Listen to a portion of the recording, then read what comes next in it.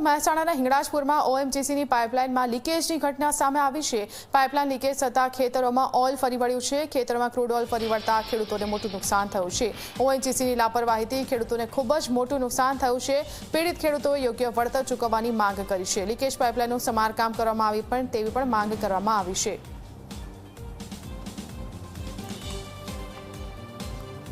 તો મહેસાણાની આ ઘટના છે। હિંગળાજપુરમાં ઓએનજીસીની પાઇપલાઇનમાં લીકેજ થયું છે અને તેના કારણે જે ખેડૂતોના ખેતર છે તેમાં ઓઇલ ફરી વળ્યું છે, જેના કારણે પાકને પણ મોટું નુકસાન થયું છે। ખેડૂતોને ખૂબ જ મોટું નુકસાન થઈ રહ્યું છે। ખેતરમાં ઓઇલ ભરાઈ ગયું છે અને ઓએનજીસીની આ લાપરવાહી બદલ ખેડૂતોમાં રોષ જોવા મળી રહ્યો છે।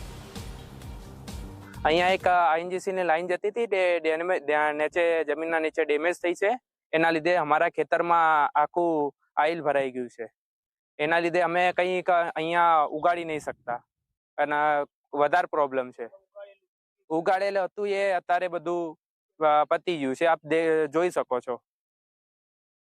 સમસ્યા તો આ રહી છે, તેલની જ છે સમસ્યા, બીજું કોઈના ઓઇલ નીકળે વારે ઘડીએ એટલે જમીનો તો ખેડૂતોની બાતલ જ જાય છે, કંઈ પાકતું નથી। હવે ઓના પર તો બધું ખેડૂતોને ખાવા પીવાનું વ્યવહારકાર બધું કરવાનું હોય એટલે એ તો થઈ શકે નહીં, ઉત્પન્ન થાય નહીં, કોઈ વાવેતર વવાય નહીં, કોઈ પાકે નહીં, તો કરવાનું શું?